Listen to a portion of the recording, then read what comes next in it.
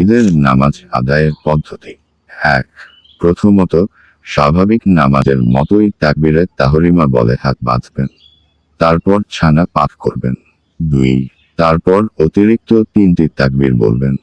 প্রথম 2 তাকবীরে হাত তুলে ছেড়ে দেবেন এবং তৃতীয় তাকবীরে হাত বেঁধে ফেলবেন।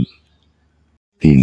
তারপর আউযুবিল্লাহ ও বিসমিল্লাহ পড়ার পর ইমাম সূরা ফাতিহা পড়ে এর সঙ্গে অন্য একটি সূরা মেলাবেন। 4.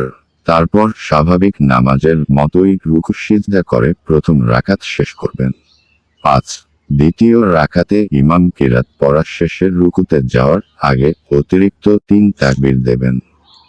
প্রতি তাকবীরের সঙ্গে হাত উঠাবেন এবং ছেড়ে দেবেন। তারপর চতুর্থ তাকবীর বলে রুকুতে চলে যাবেন। 6. তারপর স্বাভাবিক নামাজের মতোই নামাজ শেষ করবেন। 7. নামাজ শেষে ইমাম মিম্বারে উঠবেন। 2টি খুতবা দেবেন। এ সময় ইমামের খুতবা মনোযোগ সহকারে শুনতে হবে। কোনো ধরনের কথা বলা বা অন্য কাজে ব্যস্ত হওয়া যাবে না। 8. খুতবা শেষে সবাই ঈদগাহ ত্যাগ করবেন।